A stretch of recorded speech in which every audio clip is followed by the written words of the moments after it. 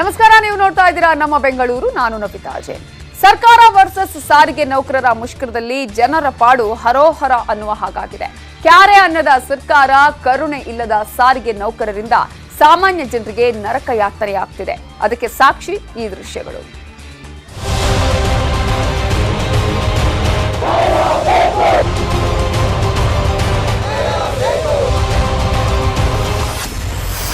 ಪರದಾಟ ದೃಶ್ಯ ಒಂದು. ಮೆಜೆಸ್ಟಿಕ್ ಬಸ್ ನಿಲ್ದಾಣ. ಬಸ್ ನಿಲ್ದಾಣದಲ್ಲೇ ಹೃದಯಾಘಾತ, ಸಾವು. ಮೆಜೆಸ್ಟಿಕ್ ಬಸ್ ನಿಲ್ದಾಣದಲ್ಲಿ ಜಿಗಣಿಯಿಂದ ಬಂದಿದ್ದ ಚೆನ್ನಪ್ಪ ಎನ್ನುವ ವ್ಯಕ್ತಿ ಹೃದಯಾಘಾತದಿಂದ ಸಾವನ್ನಪ್ಪಿದ್ದಾರೆ. ಬಸ್ ಸಿಗದೆ ಕಾದು ಕಾದು ನಿತ್ರಾಣರಾಗಿ ತಲೆ ಸುತ್ತು ಬಂದು ಬಿದ್ರು. ಆಗ ಅಲ್ಲಿದ್ದ ಜನ ನೀರ್ ಕುಡಿಸಿ ಟೀ ಕುಡಿಸಿದ್ರು. ಟೀ ಕುಡಿತಿದ್ದಂತೆ ಹೃದಯಾಘಾತವಾಗಿ ಸ್ಥಳದಲ್ಲೇ ಜೀವ ಬಿಟ್ಟಿದ್ದಾರೆ. ಪರದಾಟ ದೃಶ್ಯ 2. ಶಾಂತಿನಗರ, ಬೆಂಗಳೂರು. ಕಾಲ್ನಡಿಗೆಯೇ ಗಟ್ಟಿಯಾಯ್ತು. ಪ್ರತಿದಿನ ದುಡಿಬೇಕು, ಇಡೀ ದಿನ ದುಡಿದ್ರೂ ಸಿಗೋದು 100 ರೂಪಾಯಿ. 100 ರೂಪಾಯಿ ಇಟ್ಕೊಂಡು ಆಟೋ ಹತ್ಕೊಂಡು ಹೋಗೋಕ್ಕಾಗಲ್ಲ. ಬಸ್ಗಳಿಲ್ಲ ಅಂತ ಈ ಮಹಿಳೆ ಜಯನಗರದಿಂದ ಶಾಂತಿನಗರಕ್ಕೆ ನಡ್ಕೊಂಡು ಬಂದ್ರು. ನಾನು ಅಲ್ಲಿಂದ ಜಯನಗರದಿಂದ ನಡ್ಕೊಂಡು ಬರ್ತಾ ಇದ್ದೀನಿ. ಅಷ್ಟಿಲ್ಲ ಮೇಡಮ್, ನಮ್ಗೆ ಸ್ಯಾಲ್ರಿ ಬರೋ 10,000 ಅದ್ರಲ್ಲಿ ಆಟೋ ಕೊಟ್ಬಿಟ್ಟು ಆಮೇಲೆ ನಾವೇನ್ ನಡೆಸಿದೀವಿ. ನಾವು ನಮ್ ಜೀವನ ನೋಡೋದಾ ಇಲ್ಲ ಆಟೋ ಕೊಟ್ಟು ಬರೋದ? ಆಟೋದವ್ರು ಬಾರ್ಗಿಂಗ್ ಮಾಡ್ತಾರೆ, ನಮ್ಗೆ 50 ರೂಪೀಸ್ ಜಾಸ್ತಿ ಕೊಡಿ, ನಾವು ಅಲ್ಲಿಂದ ಖಾಲಿ ಬರಬೇಕು, 20 ರೂಪಾಯಿ ಜಾಸ್ತಿ ಕೊಡಿ ಹೇಳ್ತಾರೆ. ನಮ್ಮ ಅರ್ಜೆಂಟ್ ಬರೋದ ಈ ತರ ನಾವು ಕಷ್ಟಪಡೋದು. ಪರದಾಟ ದೃಶ್ಯ 3. ಕೆಆರ್ ಮಾರುಕಟ್ಟೆ, ಬೆಂಗಳೂರು. ದಿನಗೂಲಿ ನೌಕರರಿಗೆ ನರಕ ಯಾತನೆ. ಒಂದ್ ಕಡೆ ಹೂವಿನ ವ್ಯಾಪಾರಿಗಳು, ಇನ್ನೊಂದ್ ಕಡೆ ತುತ್ತಿನ ಚೀಲ ತುಂಬಿಸ್ಕೊಳ್ಬೇಕಾದ ಕೂಲಿ ಕಾರ್ಮಿಕರು. ಇಬ್ಬರಿಗೂ ಬಸ್ಗಳು ಸಿಗದೆ ಪರದಾಡಿದ್ರು. ಕೊನೆಗೆ ಗೂಡ್ಸ್ ಗಾಡಿ ಹತ್ಕೊಂಡು ಹೋದ್ರು. ಕೆಲವರು ಮಿನಿ ಲಾರಿ ಹತ್ಕೊಂಡು ಹೋದ್ರು. ಸರ್ಕಾರ ಕಣ್ಣಿದ್ದು ಕುರುಡಾಗಿದೆ. ಸರ್ಕಾರಿ ನೌಕರರು ಕುರುಡಾಗಿದ್ದಾರೆ. ನಾಳೇನು ಇದೇ ಗತಿ. ನಾಳೇನು ಬಸ್ಗಳಿರಲ್ಲ. ಸೊ ಹುಷಾರಾಗಿರಿ. Bureau report, news 18 Kannada. Licence ಇಲ್ಲ, ಇನ್ಶೂರೆನ್ಸ್ ಇಲ್ಲ, RTO ಪರ್ಮಿಟ್ ಇಲ್ಲ, ಆದ್ರೂ ಖಾಸಗಿ ವಾಹನಗಳು ಇವತ್ತು ಭರ್ಜರಿ ಕಲೆಕ್ಷನ್ ಮಾಡಿಕೊಂಡಿವೆ. ಸರ್ಕಾರದ ಕೋಟಿಗೆ ಲಗ್ಗೆ ಹಾಕಿವೆ. ಒಂದಕ್ಕೆರಡು ರೇಟ್ ವಸೂಲಿನೂ ಮಾಡಿದ್ದಾರೆ. ಸಾರಿಗೆ ನೌಕರರ ಮುಷ್ಕರದ ಮಧ್ಯೆ ಖಾಸಗಿ ದರ್ಬಾರ್ ಹೇಗಿತ್ತು ಅನ್ನೋದರ ಝಲಕ್ ನಿಮ್ಮ ಮುಂದೆ. ಸರ್ಕಾರಿ ಜಾಗದಲ್ಲಿ ಖಾಸಗಿ ದರ್ಬಾರ್. ಸರ್ಕಾರಿ ಬಸ್ಗಳು ನಿಲ್ತಿದ್ದ ಬಸ್ ನಿಲ್ದಾಣಗಳಲ್ಲಿ ಇವತ್ತು ಖಾಸಗಿ ಬಸ್ಗಳು, ಖಾಸಗಿ ಮಿನಿ ವಾಹನಗಳು, ಆಟೋಗಳು, ಕ್ಯಾಬ್ಗಳದ್ದೇ ದರ್ಬಾರ್ ಆಗಿತ್ತು. BMTC, KSRTC ಬಸ್ ಸ್ಟ್ಯಾಂಡ್ಗಳಿಂದ ಮಾರುದ್ದ ದೂರ ಇರುತ್ತಿದ್ದ ಪ್ರೈವೇಟ್ ಬಸ್ಗಳು ಇವತ್ತು ಸರ್ಕಾರದ ಕೋಟೆಗೆ ಲಗ್ಗೆ ಹಾಕಿದ್ವು. ಅಧಿಕಾರಿಗಳು ಬನ್ನಿ ಬನ್ನಿ ಅಂತ ಮುಂದೆ ನಿಂತು ಸ್ವಾಗತಾನು ಮಾಡಿದ್ರು. BMTC ಬಸ್ಗಳ ರೂಟ್ ಬೋರ್ಡ್ಗಳನ್ನ ಸಾರಿಗೆ ಅಧಿಕಾರಿಗಳು ಖಾಸಗಿ ಬಸ್ಗಳಿಗೆ ದಾನ ಮಾಡಿದ್ರು.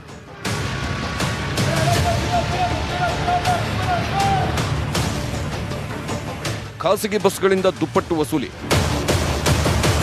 ಖಾಸಗಿ ಬಸ್ಗಳಿಗೆ ಸರ್ಕಾರ ರೂಲ್ಸ್ ಹಾಕಿದ್ರು, ಡಬಲ್ ವಸೂಲಿ ಮಾಡೋ ಕಾಲ ಇದು. ಅಂಥದ್ರಲ್ಲಿ ಸರ್ಕಾರವೇ ಲೈಸೆನ್ಸ್ ಇಲ್ಲದಿದ್ರು, ಪರ್ಮಿಟ್ ಇಲ್ಲದಿದ್ರು, ಇನ್ಶೂರೆನ್ಸ್ ಇಲ್ಲದಿದ್ರು ಅನುಮತಿ ಕೊಟ್ಟ ಮೇಲೆ ಸುಮ್ಮನಿರ್ತಾರೆ. 100ಕ್ಕೆ 200, 200ಕ್ಕೆ 400 ರೂಪಾಯಿ ಥರ ಜನರಿಂದ ಡಬಲ್ ವಸೂಲಿಗೆ ಇಳಿದ್ರು. ಕೇಳಿದ್ರೆ ನಮ್ಮದು ಐಷಾರಾಮಿ ಬಸ್ ಅನ್ನೋದೇ. ಲಕ್ಸುರಿ ವೆಹಿಕಲ್ ಐರಾವತ ಅಲ್ಲದೆ ಇರ್ತಕ್ಕಂಥದ್ದು ಇದು. ನಾವು 300 ರೂಪಾಯಿ ಮಾಡೋದು ಬೆಟ್ಟದಲ್ಲಿ, ನಾವು ಲಕ್ಸುರಿ ವೆಹಿಕಲ್ 180 ರೂಪಾಯಿ ಮಾಡೋದು 200 ರೂಪಾಯಿ ಮಾಡ್ತಾ ಇದ್ದಾರೆ. ಅದಕ್ಕಿಂತ ಕಮ್ಮಿ ಕೊಡೋದಕ್ಕೆ ಡೀಸೆಲ್ ಆಗಲ್ಲ. ಮೈಸೂರು ಚಾರ್ಜ್ ತಗೊಳ್ತಾ ಇದ್ದಾರೆ ಮಂಡ್ಯಗೆ. ಕೂತ್ಕೊಳ್ಳಿ, ಮೈಸೂರು ಚಾರ್ಜ್ ಕೊಡಿ ಅಂದರೆ ಎಷ್ಟು ಕೇಳ್ತಾರೆ? 300 ರೂಪಾಯಿ, 400 ರೂಪಾಯಿ ಕೇಳ್ತಾರೆ. ಕೊಟ್ಬಿಡ್ಲ ನಾನು? ಊರಿಗೆ ಹೋಗ್ತಾ ಇರೋದು ಯಾರಿಗೆ ನೋಡೋಕ್ಕೆ? ಎಲ್ಲಿಂದ ಏನು ಕಲ್ತಾನ ಮಾಡ್ಕೊಂಡು ಬರ್ಬೇಕಾ? ಮೀಟರ್ ಹಾಕದೆ ವಸೂಲಿಗಿಳಿದ ಆಟೋ ಚಾಲಕರು. ಶಾಂತಿನಗರ ಬಸ್ ನಿಲ್ದಾಣದ ಒಂದು ಸಣ್ಣ ಝಲಕ್ಕಿದು. ನೋಡಿ ಹೇಗೆ ಮಿನಿ ಬಸ್ಗಳು, ಆಟೋಗಳು ಸಾಲುಗಟ್ಟಿ ನಿಂತಿವೆ ಅಂತ. ಸ್ಯಾಟಲೈಟ್ ಬಸ್ ನಿಲ್ದಾಣ, ಮೆಜೆಸ್ಟಿಕ್, ಮಾರ್ಕೆಟ್ ಸೇರಿ ಬಹುತೇಕ ಕಡೆ ಆಟೋದವರಿಗೆ ಒಳ್ಳೆ ದುಡಿಮೆ. ಆದ್ರೆ ಅರ್ಧಕ್ಕರ್ಧ ಆಟೋ ಚಾಲಕರು ಮೀಟರ್ ಹಾಕದೇನೆ ಡಬಲ್ ದುಡ್ಡು ಪಿಕ್ಕಿದ್ರು. ಆಟೋದವರೆಲ್ಲ ಡಬಲ್ ಹೇಳ್ತಾವ್ರೆ. We don't want to entertain them. ನಮ್ಮ ಫ್ಯಾಮಿಲಿ ಮೆಂಬರ್ಸ್ನ ಕರೆದಿದ್ದೀನಿ, ಬರ್ತೀನಿ ಅಂತ. ಜನರಿಂದ ಸುಲಿಗೆಗೆ ಇಳಿದವರಿಗೆ ಖಾಕಿ ಶಾಕ್. ಖಾಸಗಿ ಬಸ್ಗಳು, ಕ್ಯಾಬ್ಗಳು, ಆಟೋ ಚಾಲಕರು ಜನರಿಂದ ದುಪ್ಪಟ್ಟು ಹಣ ಕೇಳುತ್ತಿದ್ದಾರೆ, ವಸೂಲಿ ಮಾಡುತ್ತಿದ್ದಾರೆ ಅಂತ ಯಾವಾಗ ಸುದ್ದಿ ಆಯ್ತೋ ಆಗ ಪೊಲೀಸರು, ಅಧಿಕಾರಿಗಳು ರಸ್ತೆಗಿಳಿದ್ರು. ಮನಸ್ಸಿಗೆ ಬಂದಂತೆ ಹಣ ವಸೂಲಿ ಮಾಡುವಂತಿಲ್ಲ. BMTC ನಿಗದಿ ಮಾಡಿರೋ ದರವನ್ನೇ ಖಾಸಗಿಯವರು ಪಡಿಬೇಕು ಅಂತ ಆದೇಶಿಸಿದ್ರು. ಆಟೋದವರಿಗೆ ಇನ್ನೊಂದು ಕಡೆ ಪೊಲೀಸರು ಬಿಸಿ ಮುಟ್ಟಿಸಿದ್ರು. ನೀವು ಸ್ಪೆಸಿಫಿಕ್ ಆಗಿ ಇಂಥವರು ಹೆಚ್ಚಿಗೆ ಡಿಮ್ಯಾಂಡ್ ಮಾಡಿದ್ರು, ಹೆಚ್ಚಿಗೆ ವಸೂಲಿ ಮಾಡಿದ್ರು ಅಂತ ನಮ್ಮ ಗಮನಕ್ಕೆ ತಂದರೆ ಖಂಡಿತವಾಗಿ ನಾವು ಅವಸರ ಬರ್ತೀವಿ.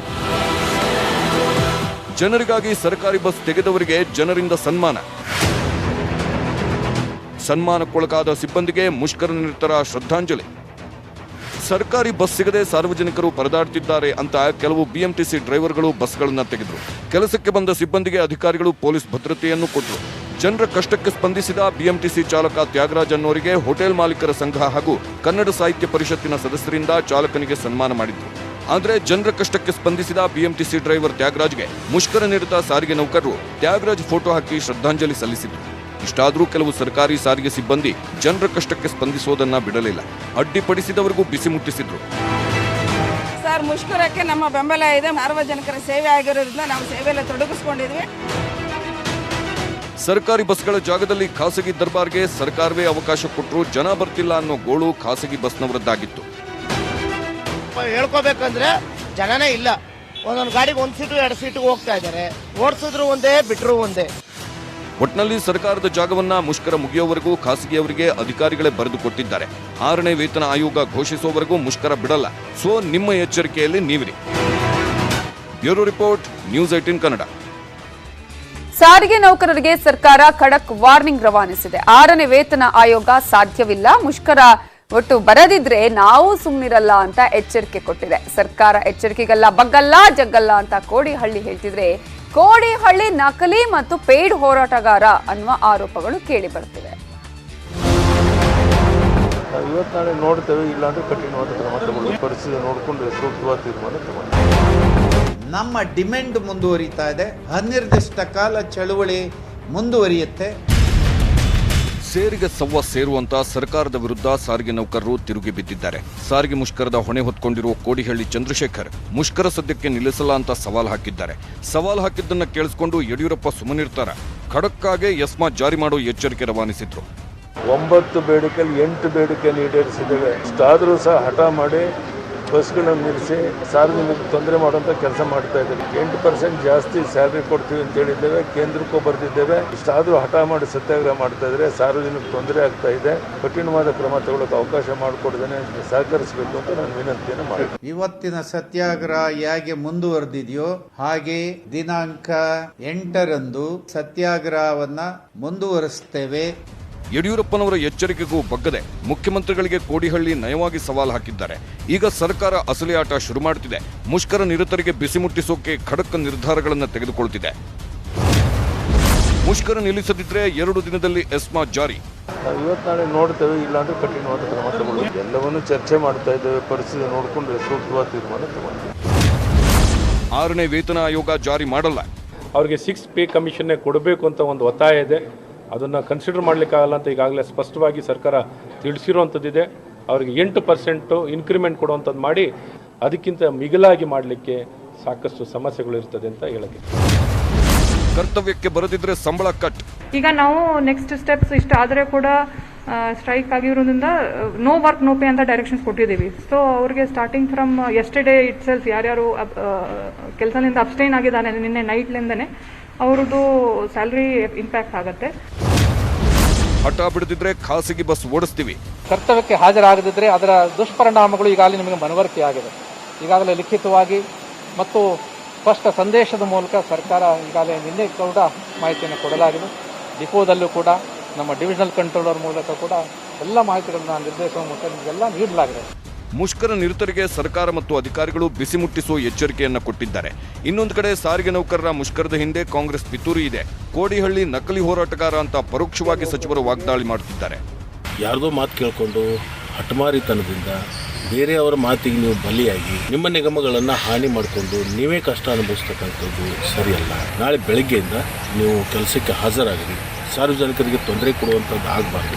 ಕಾಂಗ್ರೆಸ್ನವ್ರಿಗೆ ಇನ್ನೇನು ಇಲ್ಲ. ರೈತರು ಕರೆದು ರಸ್ತೆಗೆ ಬಿಡೋದು, ಚಾಲಕರಿಗೆಲ್ಲರೂ ಕರ್ಕೊಂಬಂದು ಬಾಡಿಗೆ ಚಾಲಕರು ಒರಿಜಿನಲ್ ಯಾರು ಜಾಸ್ತಿ ಬರ್ತಾ ಇಲ್ಲ ಕರ್ಕೊಂಬಂದು ರಸ್ತೆಗೆ ಬಿಡೋದು, ಸ್ಟ್ರೈಕ್ ಮಾಡೋದು ಇದನ್ನೇ ಮಾಡ್ತಾ ಇದ್ದಾರೆ ಕಾಂಗ್ರೆಸ್ನವ್ರಿಗೆ. ಇನ್ನೇನು ಇವತ್ತು ನಿಮ್ಮ ಹೆಸರಿನಲ್ಲಿ ರಾಜಕೀಯದ ಬೇಳೆಯನ್ನ ಬೇಯಿಸ್ಕೊಳ್ಳೋಕ್ಕೆ ಬಂದಿರತಕ್ಕಂತಹ ನಕಲಿ ಹೋರಾಟಗಾರರ ವಿರುದ್ಧ ತಾವು ಸ್ವಲ್ಪ ವಿಚಾರ ಮಾಡಿ ಅಂತ ಮಾತ್ರ ನಿಮಗೆ ಮನವಿ ಮಾಡ್ತೀವಿ.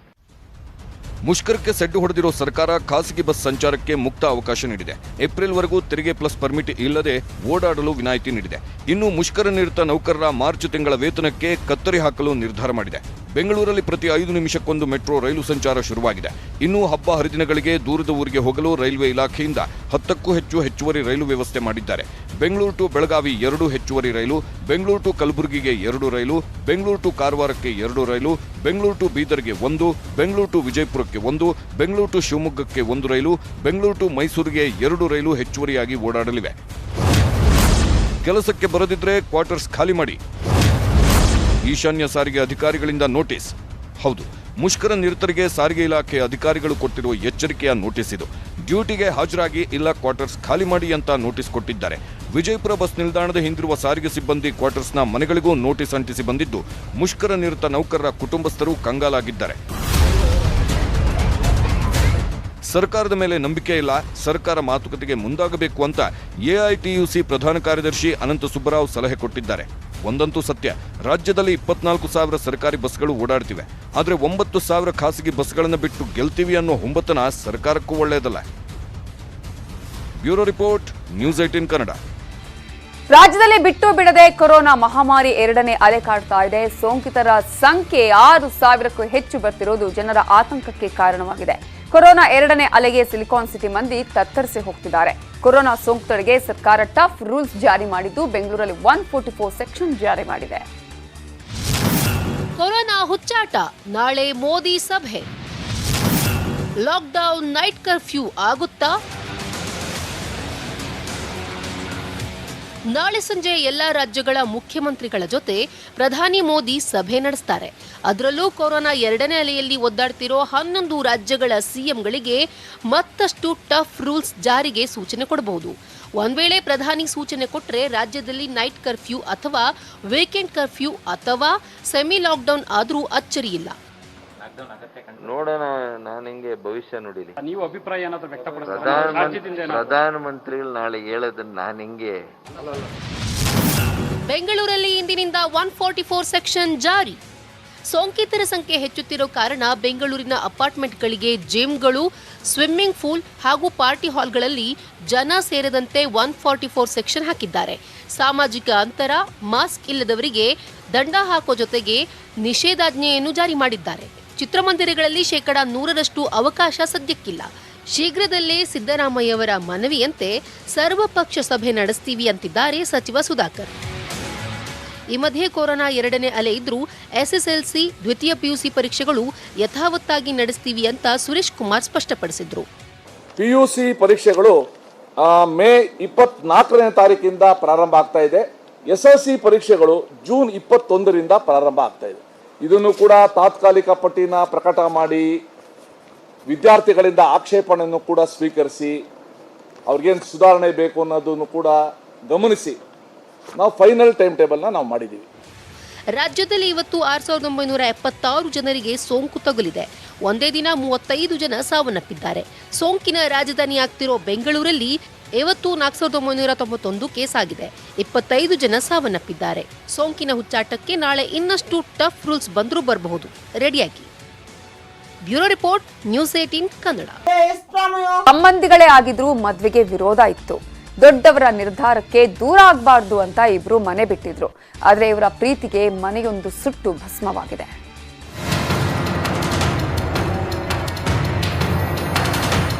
ಹೀಗೆ ಮನೆಯೊಂದು ಸುಟ್ಟು ಕರಕಲಾಗಲು ಕಾರಣ ಪ್ರೀತಿ. ಬೆಂಗಳೂರು ಹೊರವಲಯದ ಆನೇಕಲ್ ತಾಲೂಕಿನ ಗೋಣಿಘಟ್ಟಪುರದಲ್ಲಿನ ಘಟನೆ ಇದು. ಇದೇ ಗ್ರಾಮದ ಯುವಕ ರಾಹುಲ್, ಮಾರತಹಳ್ಳಿಯ ಮುನ್ನೆ ಕೊಲ್ಲಾಳದ ಮೋನಿಕಾ 4 ವರ್ಷಗಳಿಂದ ಪರಸ್ಪರ ಪ್ರೀತಿಸುತ್ತಿದ್ರು. ಇಬ್ಬರು ಸಂಬಂಧಿಗಳೇ. ಆದರೂ ಯುವತಿ ಮನೆಯವರು ಮದುವೆಗೆ ನಿರಾಕರಿಸಿದ್ರು. ಬೇರೆ ಯುವಕನ ಜೊತೆ ಮದುವೆ ಮಾಡೋದಕ್ಕೆ ಮುಂದಾಗಿದ್ರು.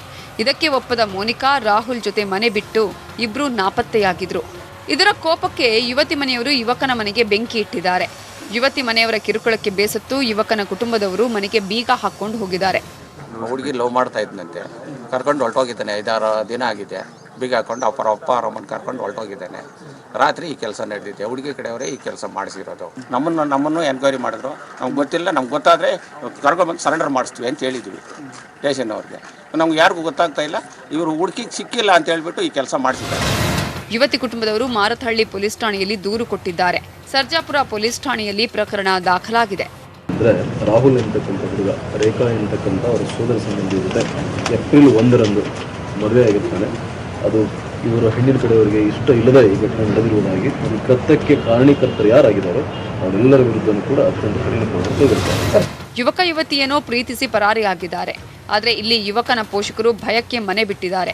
ಯುವತಿ ಕುಟುಂಬಸ್ಥರು ಯುವಕನ ಮನೆಗೆ ಬೆಂಕಿ ಹಚ್ಚಿ ಪೊಲೀಸರ ಭಯದಿಂದ ನಾಪತ್ತೆಯಾಗಿದ್ದಾರೆ.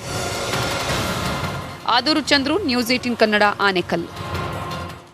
ನಮ್ಮ ಬೆಂಗಳೂರು ಮುಂದುವರಿಯುತ್ತೆ ಬ್ರೇಕ್ ಆದ್ಮೇಲೆ. ಸಾಕು ಅದೇನಾರು ನುಲ್ದಾಡ್ತಾ ಇದ್ವಿ ಆ ವಯಸ್ಸಾದವ್ರು ನಮ್ಗೆ ಆಗೋಲ್ಲ ತಾಯಿ. ಇಷ್ಟೊತ್ತಾಯ್ತು, 3 ಗಂಟೆ ಆಗಿದೆ. ವಿದ್ಯುತ್ ತಂತಿಗೆ ತಗುಲಿದ ಪರಿಣಾಮ ವಿದ್ಯುತ್ ಪ್ರವಹಿಸಿ 4 ಸಾವನ್ನಪ್ಪಿದ್ದಾರೆ. ಈ ಘಟನೆ ಬೆಂಗಳೂರು ಹೊರವಲಯದ ಆನೇಕಲ್ನ ಇಂಟ್ಲಾ ಬೆಲೆಯಲ್ಲಿ ನಡೆದಿದೆ. 30 ವರ್ಷದ ಆಕಾಶ್, 35 ವರ್ಷದ ಮಹದೇವ್, 35 ವರ್ಷದ ವಿಶಕಂಠ, 30 ವರ್ಷದ ವಿಜಯ್ ಸಿಂಗ್ ಮೃತ ದುರ್ದೈವಿಗಳು. ನಾಳೆ ಕಂಪನಿಯವರು ಅಪಾರ್ಟ್ಮೆಂಟ್ ನಿರ್ಮಾಣದ ಲೋಕಾರ್ಪಣೆ ಕಾರ್ಯಕ್ರಮವನ್ನು ಹಮ್ಮಿಕೊಂಡಿದ್ರು. ಹೀಗಾಗಿ ಉಷಾ ಕಿರಣ್ ಟೆಂಟ್ ಹೌಸ್ ಅನ್ನುವರಿಗೆ ಶಾಮಿಯಾನ ಹಾಕಲು ಹೇಳಲಾಗಿತ್ತು. ಈ ವೇಳೆ ಶಾಮಿಯಾನಕ್ಕೆ ನಿಲ್ಲಿಸುವ ಕಬ್ಬಿಣದ ಕಂಬ ವಿದ್ಯುತ್ ತಂತಿಗೆ ತಗುಲಿ ಈ ದುರ್ಘಟನೆ ಸಂಭವಿಸಿದೆ. ಸುದ್ದಿ ತಿಳಿತಾ ಇದ್ದಂತೆ ಪೊಲೀಸರು, ಬೆಸ್ಕಾಂ ಅಧಿಕಾರಿಗಳು ಸ್ಥಳಕ್ಕೆ ಭೇಟಿ ಕೊಟ್ಟು ಪರಿಶೀಲನೆ ನಡೆಸಿದ್ರು. ಇನ್ನುಳಿದ ಪ್ರಮುಖ ಸುದ್ದಿಯನ್ನು ಕ್ವಿಕ್ ಆಗಿ ನೋಡೋಣ ಎಕ್ಸ್‌ಪ್ರೆಸ್ 18ನಲ್ಲಿ.